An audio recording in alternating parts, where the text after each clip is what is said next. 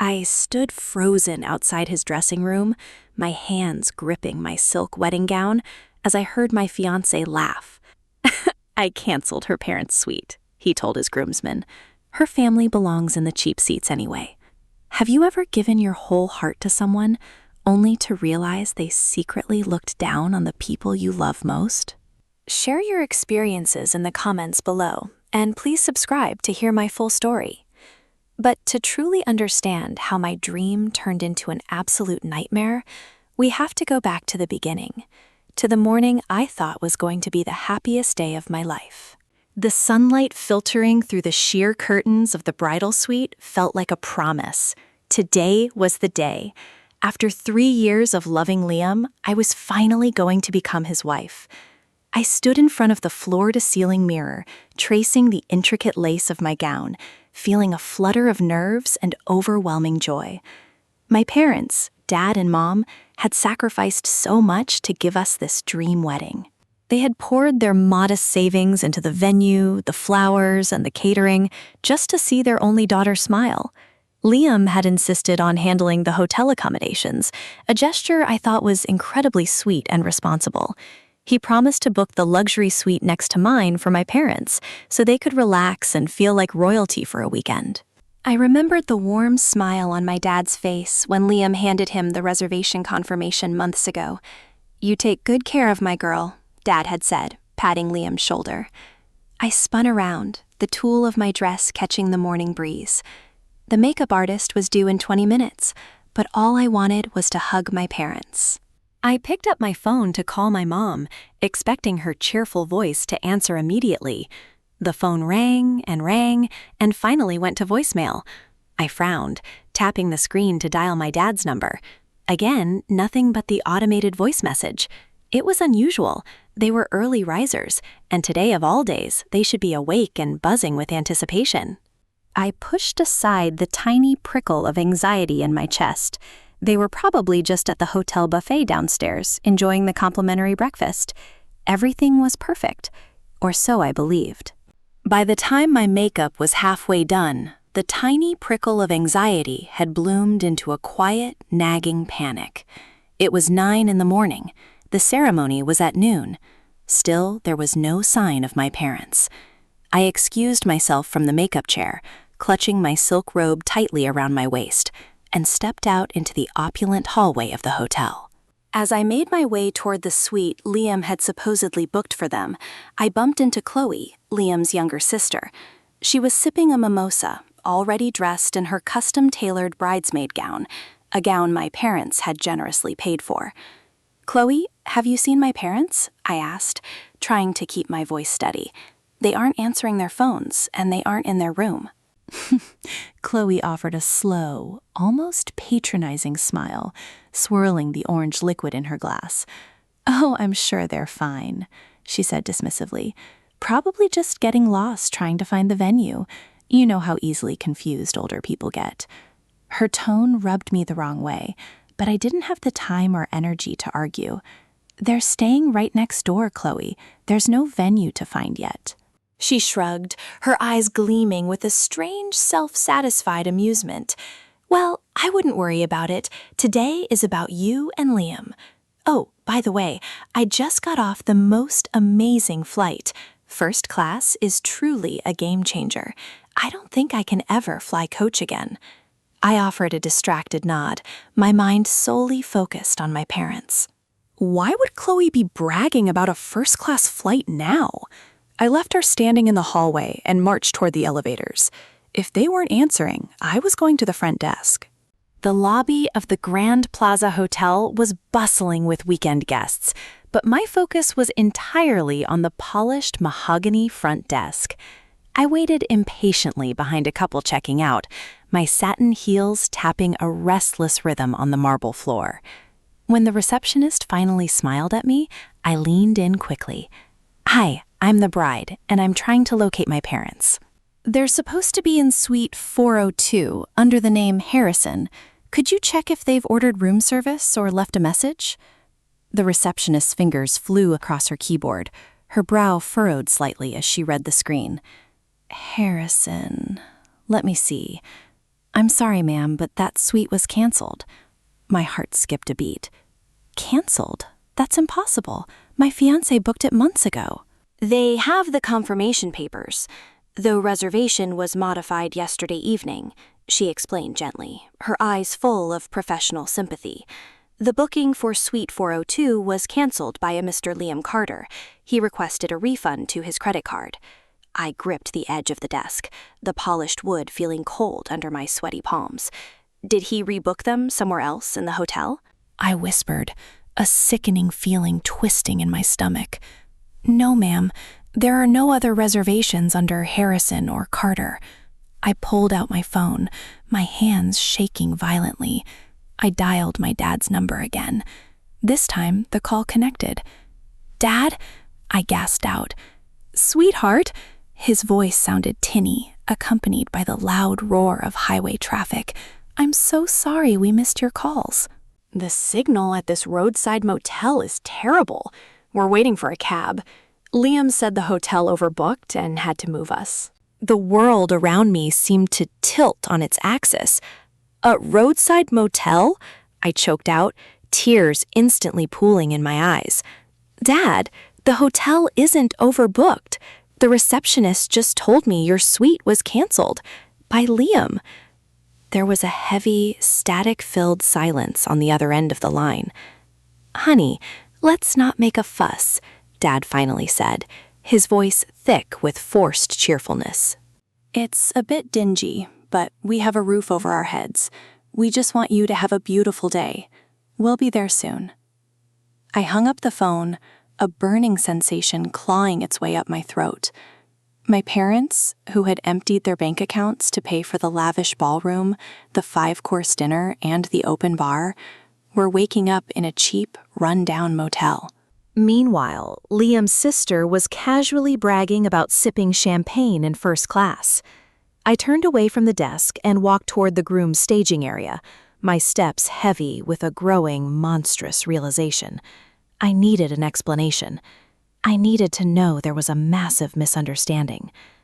As I approached the slightly ajar door of Liam's dressing room, I froze. The sound of clinking glasses and raucous laughter spilled into the hallway. "Dude, you actually did that?" One of his groomsmen chuckled loudly. I held my breath, pressing myself against the wall. "Had to," Liam's voice rang out, clear and sickeningly amused. Chloe threw a massive tantrum about flying economy. I just canceled the old folks' suite and used the cash to upgrade her flight. "It's fine. They don't know the difference. Her family belongs in the cheap seats anyway." The laughter that followed shattered my heart, and in its place, a cold, hard fury was born. I stood frozen outside that door, the laughter from within ringing in my ears like a physical blow. "Her family belongs in the cheap seats anyway." The words echoed in my mind, tearing down the beautiful illusion of the life I thought I was building. Every sweet smile, every promise Liam had ever made to me felt poisoned. I looked down at my hands. They were trembling. Not with the nervous excitement of a bride, but with a sudden, overwhelming rage. I had spent 3 years loving a man who viewed the people I cherished most as entirely disposable. My dad, who had worked double shifts to buy my dream dress. My mom, who had spent countless nights hand-stitching the wedding favors so Liam's family wouldn't have to lift a finger. Is she going to find out? Another voice asked from inside the room. I recognized it as Mark, his best man. "Nah," Liam replied smoothly, his tone dripping with arrogance. "I told her dad the hotel overbooked, and the manager put them up somewhere else." The old man just smiled and thanked me for handling it. "They're so gullible. As long as she gets to wear her little white dress today, she won't care." I pressed my hand over my mouth to stifle a sob. The sheer disrespect, the callousness of his deception was suffocating. I turned on my heel and practically fled back down the hallway, the heavy silk of my gown dragging behind me. I didn't go back to the makeup chair. I locked myself in the bathroom of the bridal suite, staring at my pale reflection. The woman staring back at me wasn't a bride anymore. She was a daughter, and she was going to protect her family.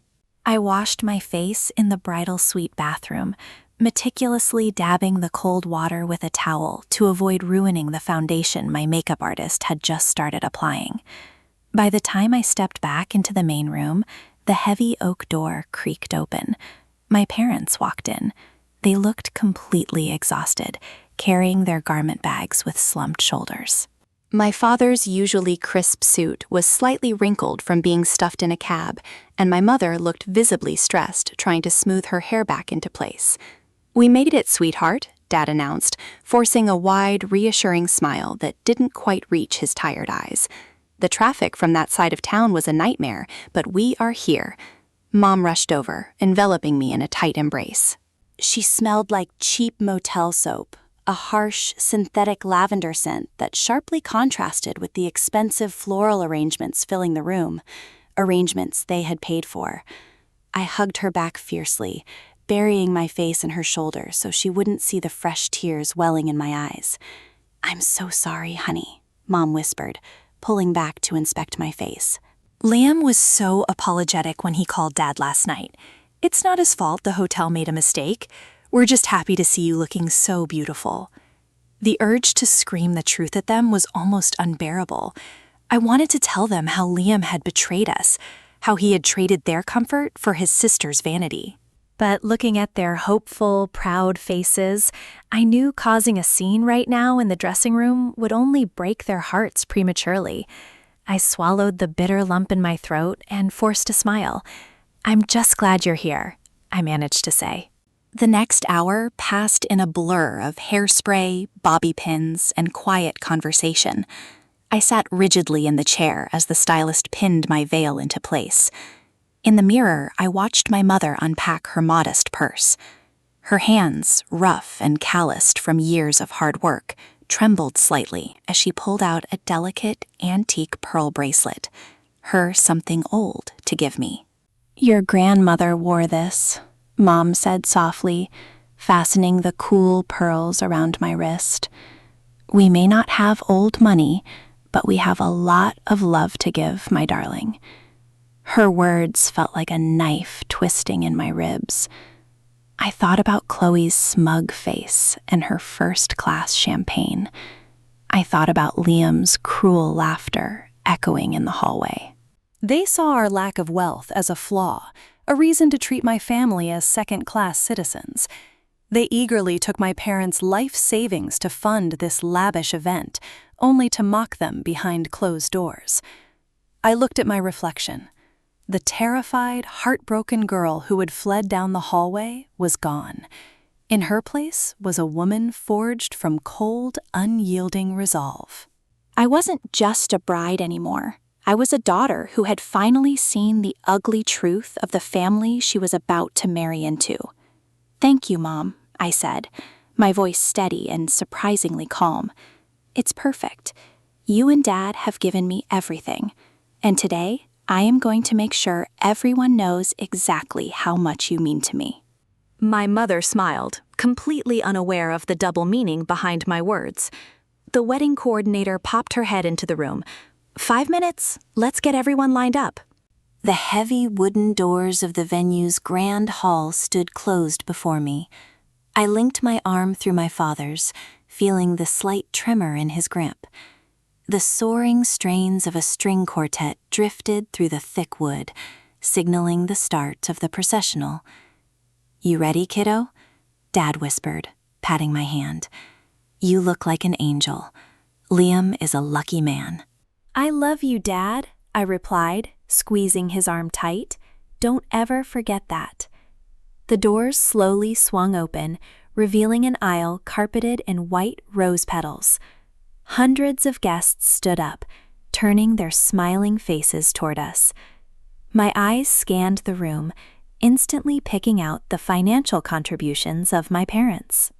The towering floral arches, the sheer drapery, the crystal chandeliers, all paid for by the man whose arm I was holding, the man who had slept in a damp motel bed just hours prior. At the end of the aisle stood Liam. He looked impeccably handsome in his tailored tuxedo, flashing me that brilliant, charismatic smile that had fooled me for 3 years. Next to him stood Mark and the other groomsmen, attempting to look solemn but failing to hide their smug complacency. In the front row, Chloe sat comfortably, adjusting the neckline of her expensive gown with an air of absolute entitlement. With every step I took closer to the altar, my heartbreak solidified into absolute clarity. I kept my head held high, maintaining a serene, bridal smile. I was walking into the lion's den, but they had no idea I was the one bringing the fire. We reached the steps of the altar. The string quartet allowed the final note to fade into a respectful silence. Dad turned to me, lifting my veil to press a gentle, lingering kiss to my forehead. When he turned to Liam, he extended his hand with complete sincerity. "Take good care of her, Liam," Dad said, his voice thick with emotion. "She's our whole world." Liam took my father's hand and shook it firmly. "I promise you, sir," Liam replied, his tone dripping with practiced earnestness. "I will always put her first." I almost scoffed aloud. It took every ounce of self-control I possessed not to rip my hand away when Liam reached out to help me up the final step. His palm felt warm, but the connection sent a chill straight down my spine. He leaned in, his lips brushing against my ear as the guests took their seats. "You look absolutely breathtaking," he whispered. "This is exactly how I imagined today." "You have no idea," I whispered back, my voice barely audible. He smiled, assuming it was a declaration of love. We turned to face the priest, an older gentleman with a kind smile who had known Liam's family for years. The ceremony began with the standard readings and homilies about patience, kindness, and the sanctity of truth in a marriage. I stood perfectly still, letting the words wash over me. The hypocrisy of the moment was staggering. We were standing before our families, our friends, and a priest, participating in a sacred ritual built on a foundation of absolute deceit. "We have come to the moment where Liam and the bride will share the vows they have written for one another," the priest announced, his voice echoing warmly through the quiet hall. He gestured toward Liam first. Liam cleared his throat, pulling a neatly folded piece of paper from his inner jacket pocket. He looked deeply into my eyes, performing his role to perfection. "From the moment I met you," Liam began, his voice projecting clearly to the back of the room, "I knew you were the one. You brought light into my life, and you showed me the true meaning of partnership. I promised to cherish you, to honor you, and to build a home with you founded on mutual respect and unwavering honesty." I watched his mouth move, marveling at how easily the lies slipped from his lips. Several guests in the audience awed softly. Chloe dabbed at her dry eyes with a tissue for dramatic effect. When he finished, he folded the paper and smiled at me expectantly. The priest turned to me, holding out a sleek silver microphone. "And now, the bride will share her vows." I took the microphone. The metal felt cool and heavy in my grasp. I didn't have a piece of paper. I looked out into the crowd, my gaze resting briefly on my parents, who were clutching each other's hands, beaming with pride. Then I looked at Chloe in the front row, and finally I turned my full attention back to Liam. I took a deep breath. The silence in the room was absolute, pregnant with anticipation. It was time. The silver microphone felt cool against my palm, a stark contrast to the burning heat rising in my chest. I stared at Liam, looking past the perfectly tailored tuxedo and the charming smile that was beginning to falter at the edges. The entire room waited in breathless silence. "Honesty," I began, my voice amplified and echoing off the vaulted ceilings of the grand hall. "Just moments ago, you stood there and promised to build a home founded on unwavering honesty and mutual respect. For 3 years, Liam, I believed you were the embodiment of those words. I believed that when you looked at me, you saw an equal. I believed that when you looked at my family, you saw the people who molded me into the woman standing before you today." Liam shifted his weight. A flicker of genuine confusion crossed his eyes. He leaned in slightly, whispering so only I could hear, "Babe, what are you doing? Where are your vows?" I didn't lower the microphone. Instead, I took a step back, breaking the illusion of intimacy. "I didn't write traditional vows," I told the crowd, sweeping my gaze across the sea of expectant faces. "Because vows are sacred promises made between two people who respect each other. And just 2 hours ago, I learned exactly how little respect my fiancé has for the people who matter most to me."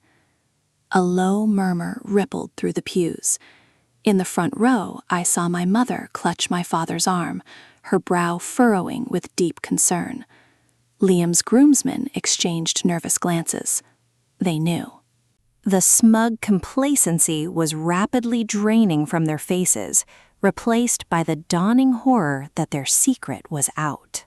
I gestured to the extravagant floral arches curving above us, and then to the opulent crystal chandeliers that illuminated the room.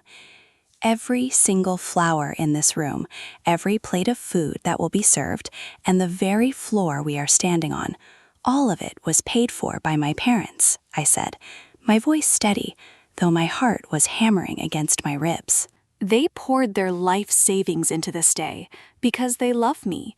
They wanted to give us a beautiful start to our lives together. I turned my eyes to my parents. My dad looked pale, clearly bewildered by the turn of events. Liam told me he wanted to thank them by booking them the luxury suite next to the bridal room. It was supposed to be a weekend of pampering, a small token of gratitude for their immense sacrifice. I paused, letting the silence stretch until it was almost unbearable. I turned slowly back to Liam. His jaw was clenched tight, a vein pulsing at his temple. "But my parents didn't wake up in a luxury suite this morning," I continued, my voice sharp and cutting through the tension. "They woke up in a cheap, run-down roadside motel next to the highway.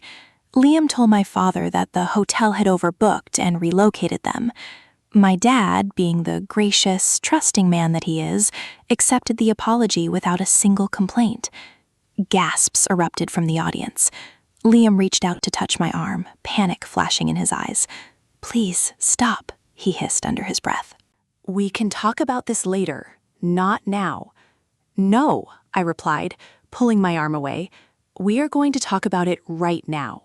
I turned my gaze to the front row, locking eyes with Chloe. The smirk she had worn all morning was completely gone. She sat rigidly in her expensive gown, her eyes wide like a deer caught in headlights.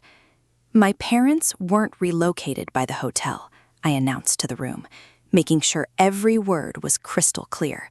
Their suite was canceled. Liam canceled their reservation yesterday evening behind my back, and he pocketed the refund. Why? Because his younger sister, Chloe, threw a tantrum about flying economy to get here. The crowd erupted into shocked whispers. Liam's mother put a hand over her mouth, staring at her son in disbelief. Chloe shrank back into her seat, her face flushing a deep, embarrassed crimson. He traded my parents' comfort, the very people financing this entire wedding, so his sister could sip champagne in first class, I said, the raw emotion finally bleeding into my voice. But the worst part wasn't the cancellation. The worst part was what I overheard just before walking down this aisle.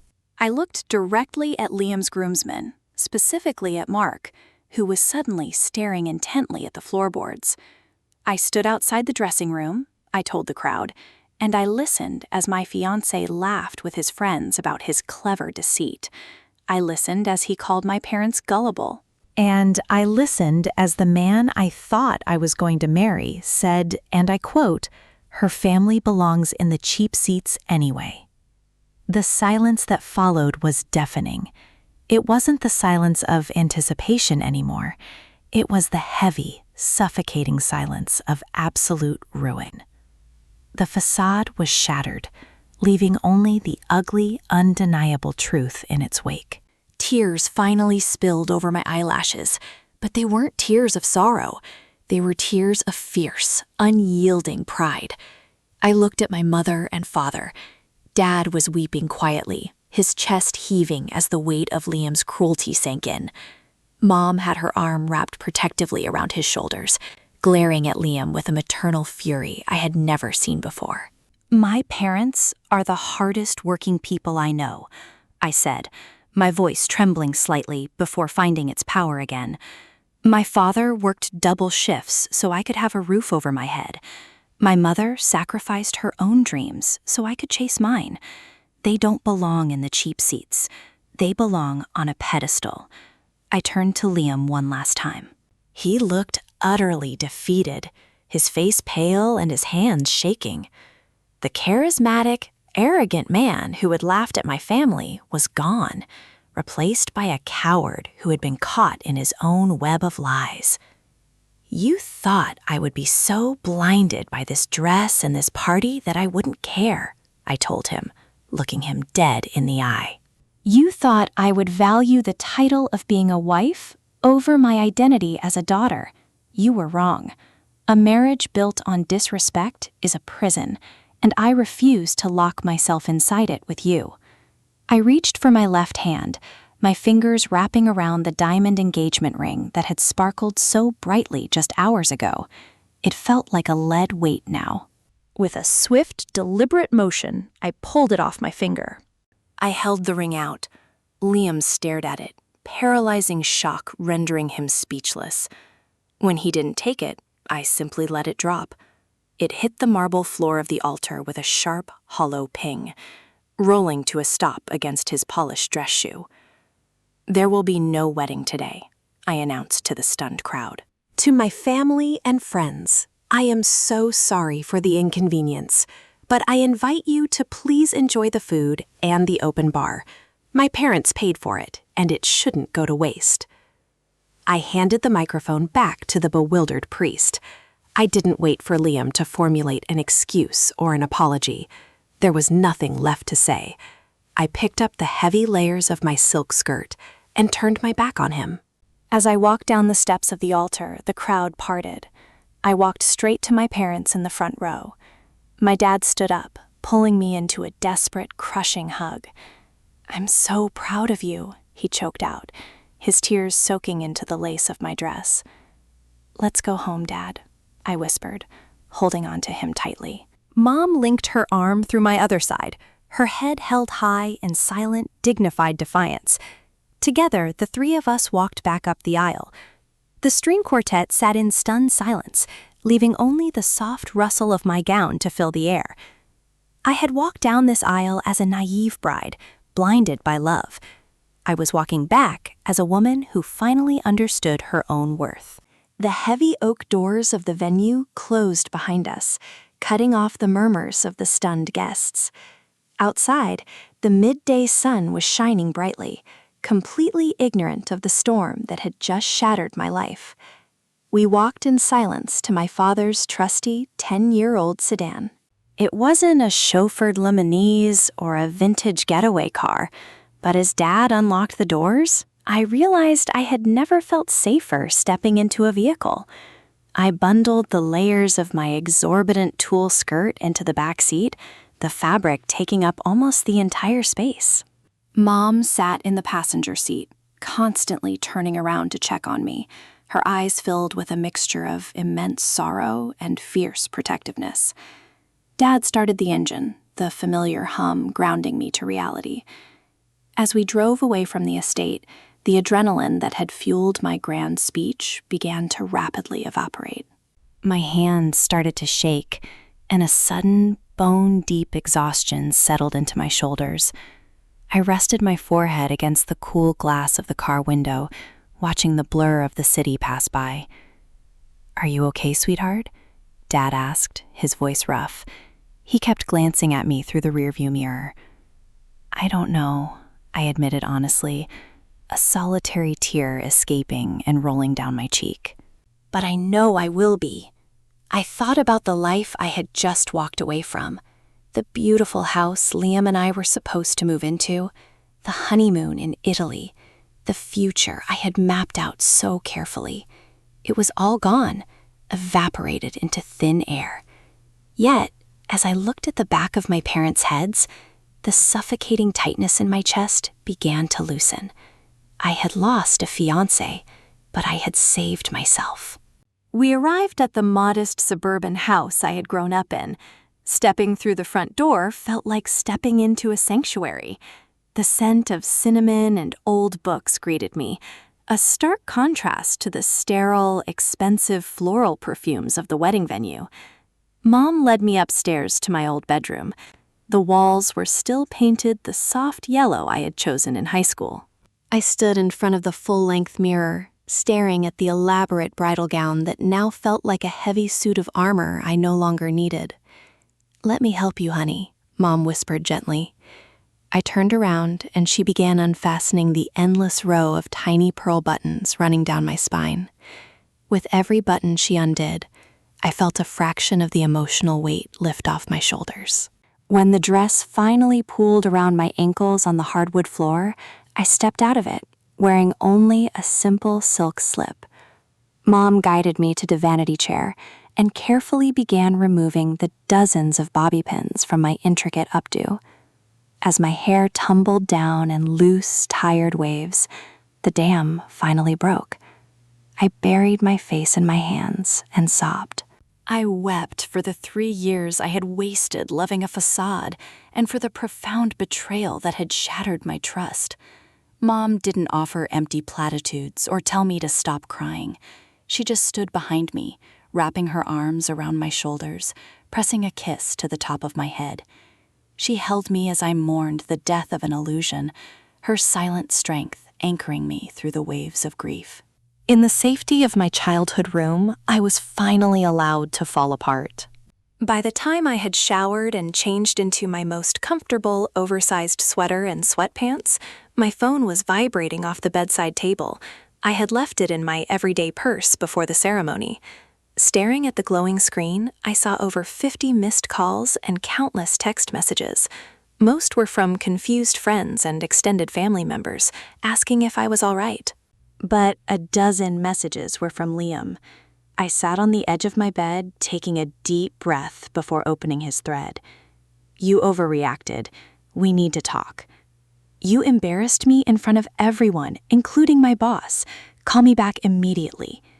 It was just a motel. They were fine. Why are you throwing away 3 years over a stupid hotel room? His words dripped with the same self-centered arrogance I had overheard outside the dressing room. There was no apology for his deceit. There was no remorse for his cruel words.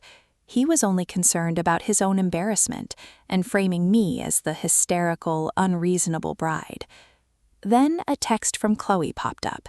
"You are so dramatic." My brother deserves better than someone who throws a tantrum over first-class tickets. Keep the refund. We don't need your cheap money.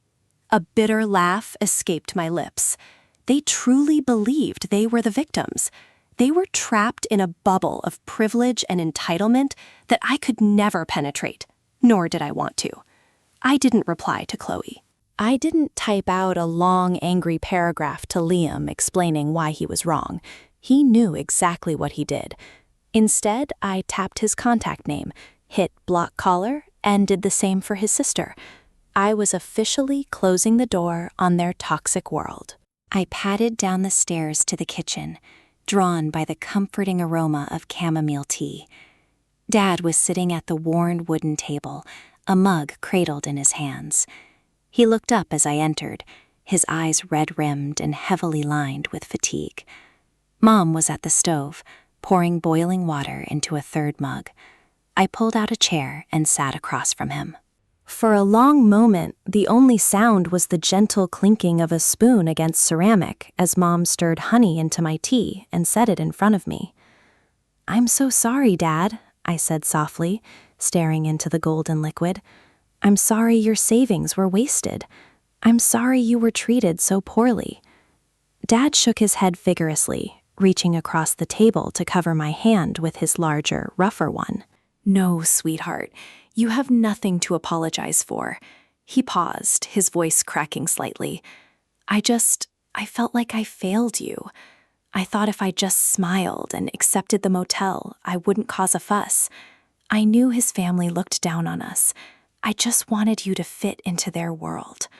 My heart broke all over again. I don't want to fit into a world where you are looked down upon, I told him fiercely, squeezing his hand. You and Mom are my foundation.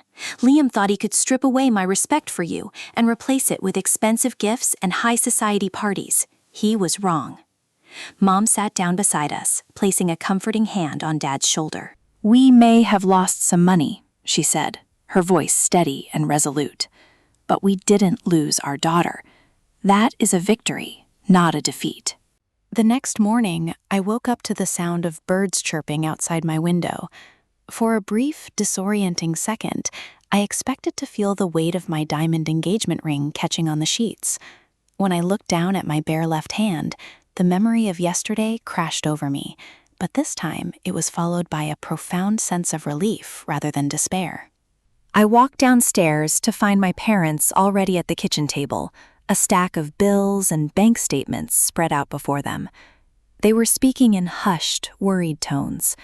The reality of the financial devastation was setting in. They had depleted their retirement funds to pay for a wedding that never happened. "Morning," I called out, trying to sound more cheerful than I felt. They looked up, quickly shuffling the papers together to hide them from me. "Morning, sleepyhead," Dad forced a smile. "We were just doing some monthly budgeting." "Stop," I said gently, walking over and placing my hands flat on the table.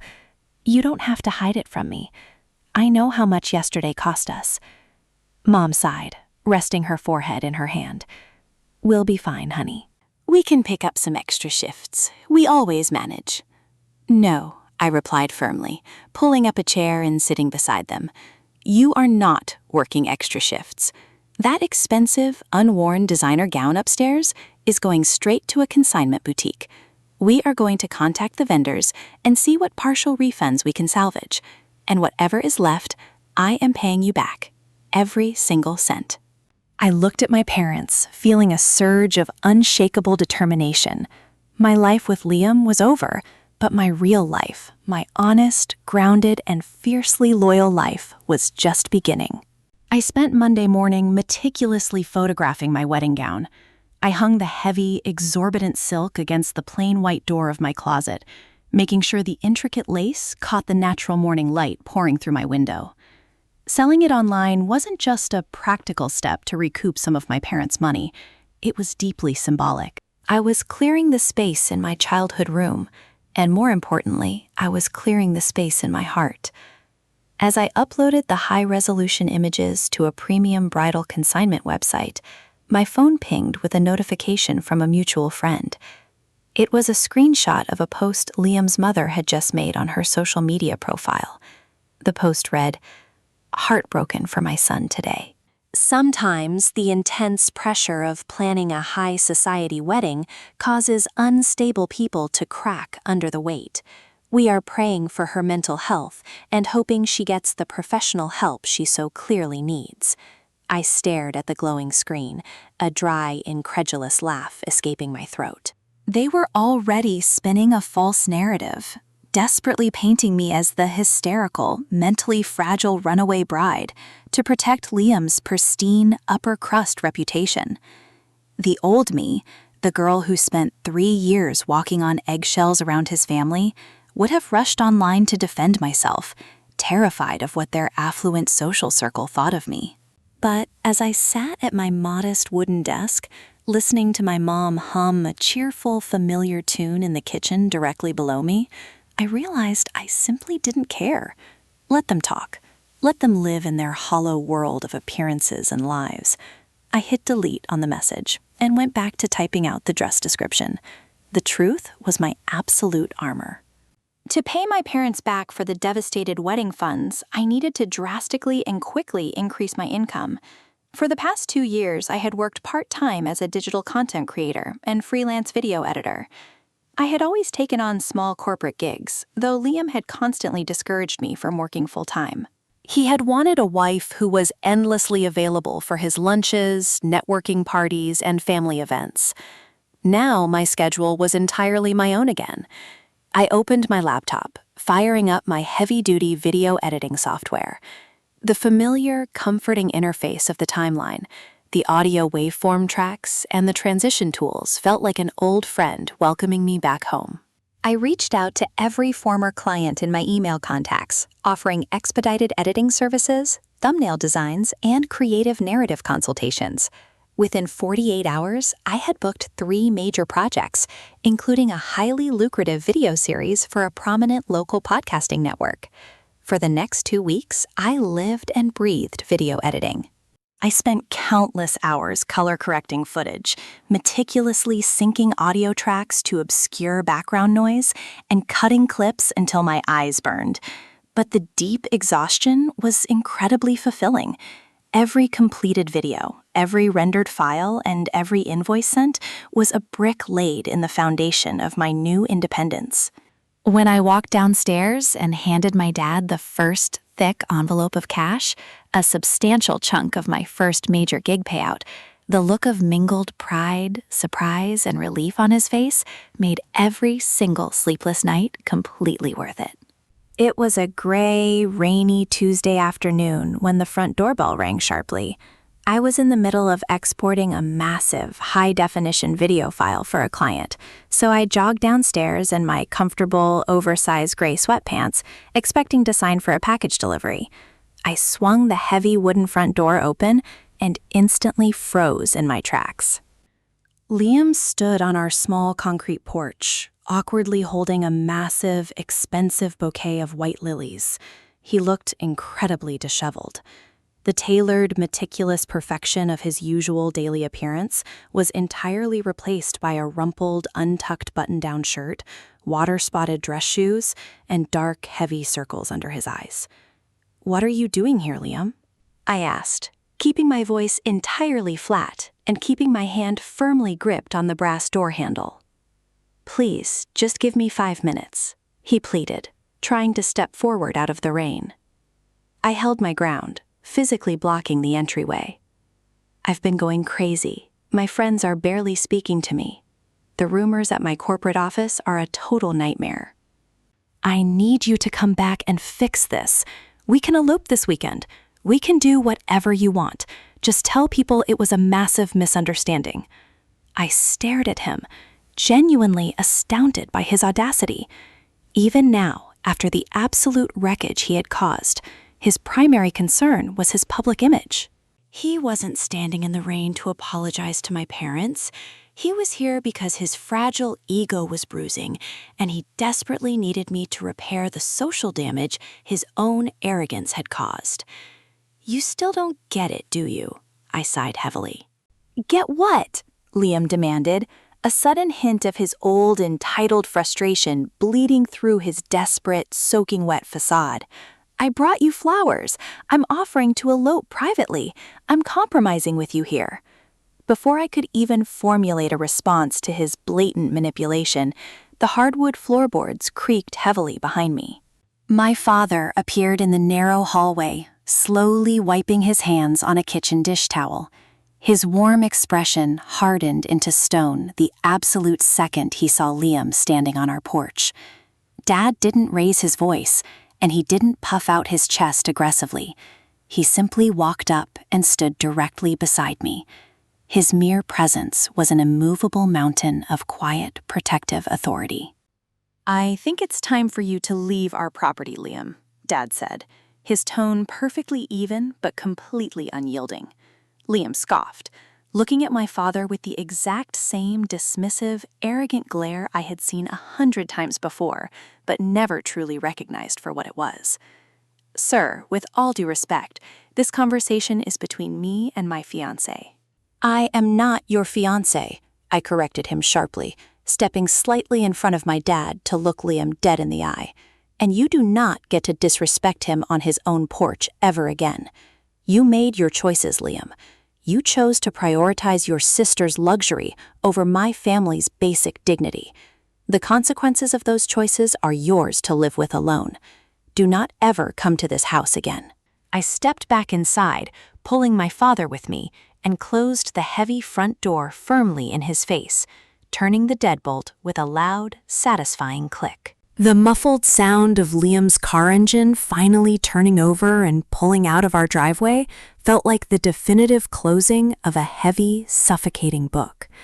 Dad put a warm, reassuring hand on my shoulder, giving it a gentle, loving squeeze, before turning around and heading back to the kitchen to finish washing the dishes. I stood in the quiet hallway for a long moment, simply listening to the comforting, safe sounds of my childhood home, the rhythmic ticking of the antique grandfather clock, the soft hum of the refrigerator, and the gentle patter of rain against the window panes. A full month had passed since the chaotic day I walked away from the altar. The sharp, breathtaking sting of his betrayal had slowly faded into a dull, distant memory, and in its place, a profound sense of clarity and purpose had blossomed. My freelance editing business was thriving beyond my wildest expectations. My parents' financial burden was steadily lifting with every invoice I cleared, and the toxic, draining weight of Liam's constant expectations was completely gone from my daily life. I walked back upstairs to my bedroom and sat down at my workstation. My dual computer monitors were glowing brightly, displaying the finished, fully rendered video project I had been grinding on all week. I hit the upload button and watched the green progress bar inch steadily forward. It was just a standard corporate narrative video, but to me, it represented everything I had fought so hard to reclaim: my personal autonomy, my unshakable pride, and my family's honored dignity. I smiled at the screen, feeling truly, deeply at peace for the first time in years. With my freelance editing business finally stabilizing, I found myself with a rare, quiet weekend off. Instead of resting, my mind was buzzing with an entirely new, positive energy. The harrowing ordeal with Liam had left a deep emotional mark, but it had also opened my eyes to my own profound resilience. I sat at my desk and began meticulously organizing my expanding portfolio.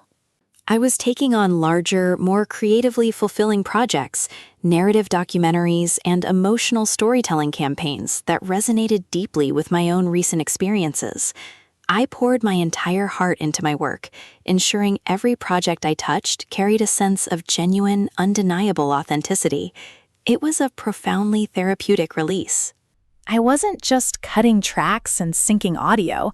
I was actively processing my own trauma and healing my wounds through my renewed independence.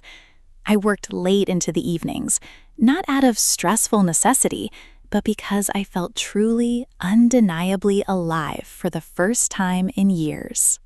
The heavy, suffocating expectations of my canceled wedding were entirely replaced by a thrilling sense of personal ambition. I was building a solid, independent future, piece by piece, relying solely on my own capabilities. I closed my laptop late on a Sunday night, looking around my quiet, familiar childhood room. I felt a profound sense of inner peace settling over my heart. I had managed to transform the ugliest, most humiliating day of my life into a powerful launching pad for my own success. The crippling fear of not fitting into Liam's affluent world was entirely gone, replaced by the quiet, unshakable pride of a woman who had successfully built her own table instead of begging for a seat at his. The winter holidays approached rapidly, bringing a crisp, biting chill to the air, but the atmosphere inside our modest suburban home had never been warmer or more inviting. My business had grown exponentially over the last several months, providing a reliable and substantial income that far exceeded my wildest expectations. On a snowy Friday evening, while Mom was baking her famous cinnamon cookies and Dad was reading the evening paper by the crackling fireplace, I walked into the living room holding a thick, plain white envelope. My heart was hammering wildly against my ribs, but this time it was purely out of overwhelming joy. I sat down on the edge of the coffee table, directly in front of my father. I placed the envelope gently over his open newspaper. He lowered his reading glasses, looking at me with a confused, soft smile. "What's this, sweetheart?" he asked, his brow furrowing slightly. Open it, I insisted gently, unable to keep the wide smile off my face. Dad broke the seal carefully and pulled out a certified cashier's check. As he read the printed numbers, his breath hitched audibly.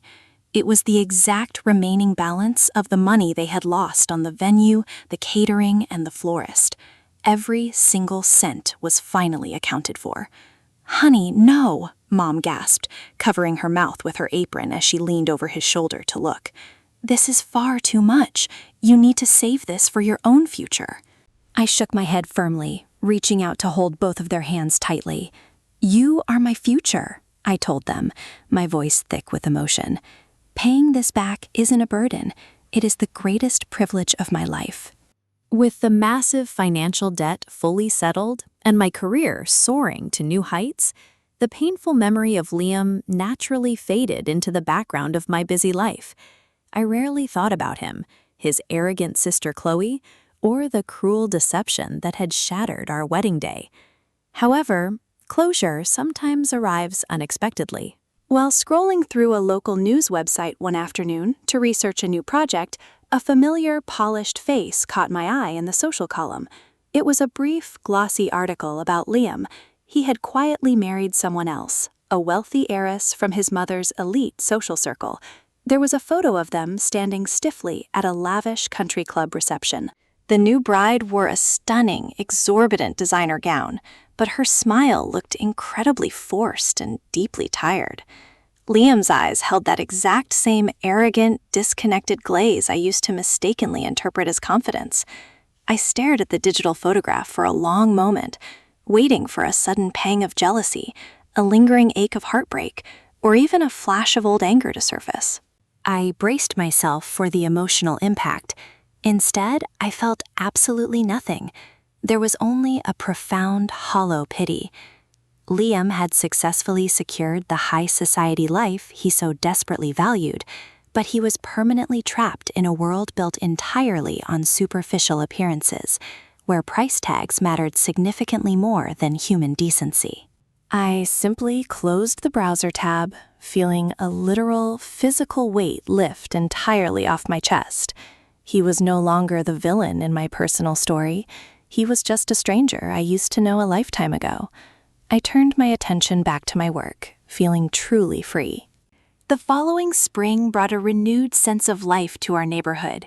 The heavy snow melted away, replaced by vibrant green buds on the trees lining our street. I spent my Saturday mornings helping my parents in the garden, planting new flowers and painting the old wooden fence. It was simple, menial labor, but the shared laughter and quiet companionship were worth more to me than any luxury vacation or high society gala. One afternoon, while I was washing the dirt off my hands at the kitchen sink, my phone buzzed with an unfamiliar number. Out of pure curiosity, I answered it. It was a mutual friend of Liam's best man, Mark. He awkwardly explained that Liam was currently going through a highly publicized, incredibly messy divorce. Apparently, his new wife's family had discovered his pattern of financial manipulation and deceit, and they were legally and ruthlessly dismantling his carefully curated life. The friend paused, clearly expecting me to revel in the dramatic news or offer a scathing comment. "I thought you'd want to know," he said quietly. Karma finally caught up with him. I looked out the kitchen window at my dad, who was wiping sweat from his brow and smiling brightly at something my mom had just said. My heart felt completely full, untouched by the bitterness of the past. "I wish him the best in finding his peace," I replied honestly, my tone perfectly calm and indifferent. "But his life is no longer any of my concern. Take care." I hung up the phone and gently blocked the number. I didn't need to celebrate his downfall to validate my own happiness. My revenge wasn't his destruction. My revenge was simply living a beautiful, joyful life without him. The morning sun poured brightly through the kitchen window, casting a warm, golden glow over our worn wooden dining table. It had been exactly 1 year since the day I walked away from the altar. I sat quietly with my hands wrapped around a steaming mug of chamomile tea, watching my parents out in the backyard. Dad was showing Mom how to prune the blooming rose bushes, his deep laughter carrying faintly through the glass panes. They looked so incredibly peaceful, completely free from the crushing anxiety and artificial expectations of the previous year. I looked down at my own reflection in the dark, still surface of my tea. The woman staring back at me was entirely recognizable from the terrified, heartbroken bride hiding in the hotel bathroom. I was stronger, significantly wiser, and deeply anchored in my own inherent self-worth. I had successfully turned a devastating family conflict into a beautiful, thriving independent career, proving to myself that my voice and my skills had undeniable value. More importantly, I had fiercely protected the people who loved me unconditionally. Walking away from Liam's toxic, entitled world was the hardest decision I had ever made, but it was undoubtedly the most vital. I took a deep, calming sip of my tea, feeling a profound wave of gratitude wash over my soul. I didn't need a luxury hotel suite, a first-class airline ticket, or high society approval to find my happiness. I had absolutely everything I could ever possibly need, right here in this modest suburban house. As I finished my tea and stood up to join my parents in the sunlit garden, I smiled. The storm was finally over, and the beautiful rest of my life was waiting.